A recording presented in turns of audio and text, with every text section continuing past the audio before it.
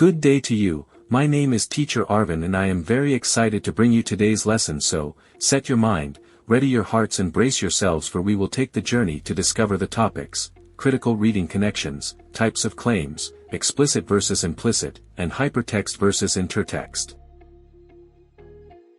Critical reading is an analysis that involves a deeper examination of the claims, fact value and policy, as well as supporting points and other counterarguments. Its component is the ability to interpret and construct for improved clarity and readability of the text or reading material. Critical reading needs evidence to validate and evaluate counterclaims in a paragraph. Reading is seeking for information, may they be from semantics or the text written by other authors. They are called hypertext and intertext. Reading and writing are interrelated. Reading is an active process, and the best way to learn critical reading is training academic writing. To discuss it further, critical reading involves more than just understanding the text. It requires a deeper analysis of the author's claims, supporting evidence, and any counterarguments presented. It also involves the ability to interpret and construct meaning from the text, enhancing its clarity and readability. Evidence plays a crucial role in critical reading, as it helps validate or evaluate counterclaims within a paragraph. In addition to evidence, critical reading involves the examination of various types of texts, including hypertext, nonlinear text, that includes hyperlinks, and intertext, text that refers to or quotes other texts. These types of reading can provide a broader understanding of a topic by exploring different perspectives and sources. Furthermore, critical reading is closely linked to writing. The skills developed in critical reading, such as analyzing arguments and constructing coherent responses, are essential for effective writing. By actively engaging with texts and understanding their underlying structures, readers can improve their own writing skills and contribute to a deeper understanding of the material. Types of claims. A claim of fact is an argumentative thesis which makes a quantifiable assertion. In other words, it is an argument, claim, about measurable topic fact. A fact claim is a statement about how things were in the past, how they are in the present, or how they will be in the future. A claim of fact is a statement that asserts something is true or false, and it can be supported or refuted by evidence. These claims are often about objective realities that can be verified through observation, measurement, or research. For example, Jose Rizal was born on June 19, 1861, in Calamba, Laguna, is a claim of fact. This statement can be verified through historical records and research. Similarly, the Philippines is the world's largest producer of coconuts, is another claim of fact that can be supported by agricultural statistic data. Claims of fact in the Philippines can also be about historical events or circumstances. For instance, the People Power Revolution, also known as the EDSA Revolution, took place in 1986, is a claim of fact that can be verified through historical accounts and documentation. It's important to note that while claims of fact are based on evidence and can be proven true or false, they can still be subject to interpretation and debate. Different interpretations of evidence or different methods of analysis can lead to different conclusions about the same claim of fact. Therefore, it's essential to support claims of fact with strong, reliable evidence and to acknowledge any potential limitations or uncertainties in the evidence or analysis. 2. A claim of value is an argumentative thesis which makes a quantifiable assertion.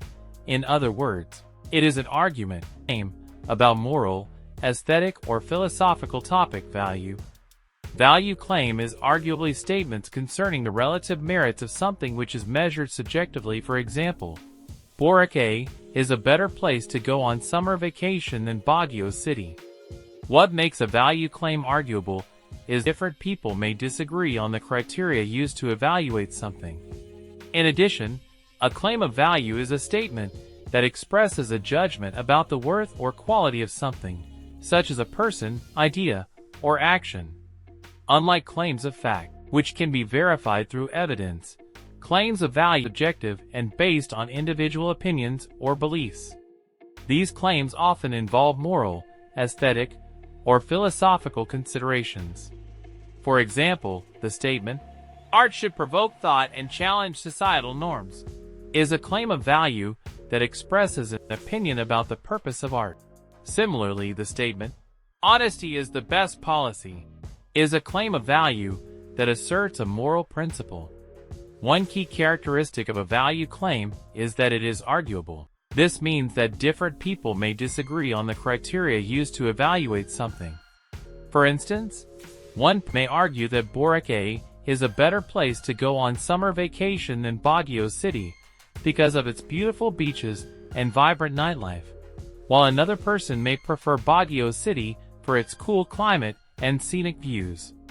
To support a claim of value, it is important to consider the reasons behind the judgment and provide evidence or reasoning to support it. This may include citing personal experiences, expert opinions, or cultural norms that influence the evaluation of the subject. Additionally, acknowledging and addressing counterarguments can strengthen a claim of value by demonstrating a thoughtful consideration of differing perspectives. In summary, a claim of value is a subjective statement that expresses a judgment about the worth or quality of something. These claims are arguable because they are based on individual opinions and can be influenced by various factors. Support for a claim of value should include reasons and evidence to justify the judgment and acknowledge differing viewpoints. 3. Claim of policy is a statement that proposes a course of action or advocates for a specific change in policy, procedure, or behavior. Unlike claims of fact or value, which focus on describing what is or evaluating what should be, claims of policy are prescriptive and to persuade others to adopt a particular course of action. For example, the statement, "The government should implement stricter regulations on carbon emissions to combat climate change," is a claim of policy that advocates for a specific action to address a societal issue. Similarly, the statement, "Schools should provide free breakfast for all students to improve academic performance," is a claim of policy that proposes a change in school policy. Claims of policy are typically supported by arguments that demonstrate the need for change, the feasibility of the proposed policy, and the anticipated benefit of implementing the policy. This may include citing research studies, expert opinions, and data to support the argument. One key characteristic of a claim of policy is that it is actionable and can be implemented through policy changes or decision-making processes. As such, claims of policy often target specific audiences, such as policymakers, organizations, or communities, with the goal of influencing their actions or decisions. In summary, a claim of policy is a statement that proposes a specific course of action or advocates for a change in policy. These claims are prescriptive and aim to persuade others to adopt a particular policy or behavior. Support for a claim of policy should include arguments that demonstrate the need for change, the feasibility of the proposed policy, and the anticipated benefits of implementation. Explicit and implicit are terms used to describe the way information is presented or communicated in a text or speech. Here's a breakdown of the differences between the two. Explicit. Explicit information is clearly stated or expressed directly. It leaves no room for ambiguity or interpretation. When information is explicit, the audience does not need to infer or make assumptions to understand the message. Example: "The meeting will be held at 3 p.m. in conference room A." This statement provides specific, clear information about the meeting time and location. Implicit. Implicit information is suggested or implied, but not directly stated. It requires the audience to infer meaning based on context or clues provided in the text or speech. Implicit information often relies on the audience's background knowledge or understanding to be interpreted correctly. Example: "She arrived late to the party, looking disheveled." The implicit information here is that the person mentioned is not in the best condition, possibly indicating that something happened before the party. In summary, explicit information is directly stated and leaves no room for interpretation. Implicit information is suggested or implied, requiring the audience to infer meaning based on context. Hypertext and intertextuality are terms used in literary theory and digital communication to describe different aspects of textual relationships.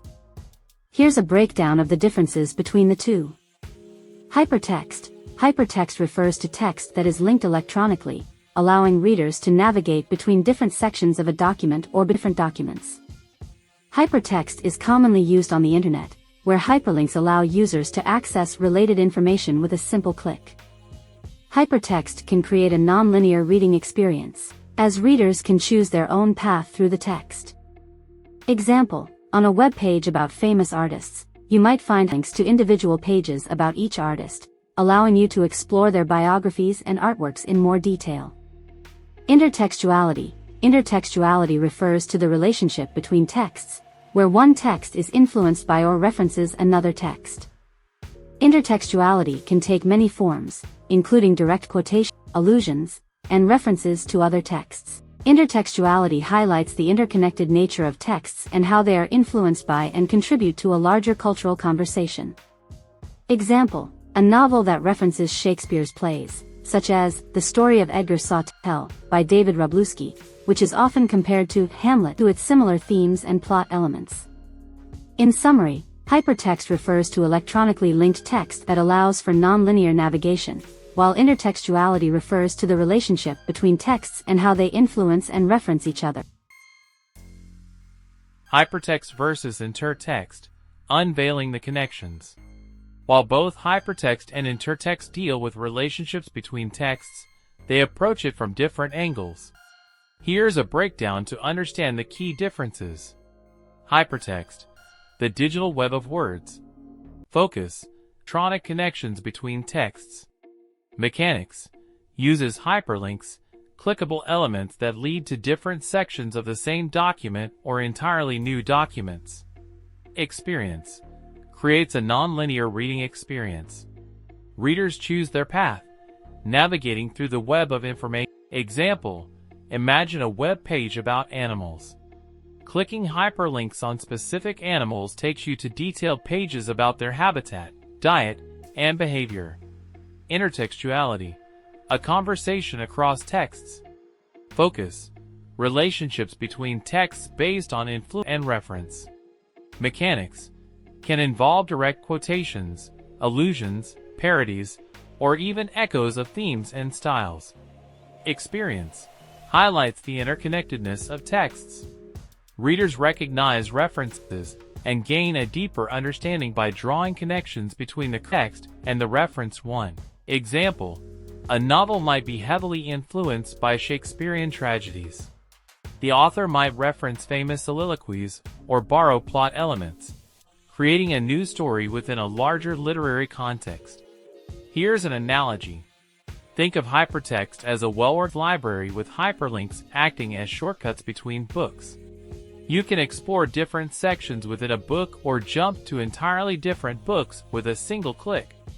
Intertextuality, on the other hand, is like attending a lively conversation where people reference famous quotes, historical events, or even works of art. Understanding these references enriches your experience and helps you grasp the bigger picture.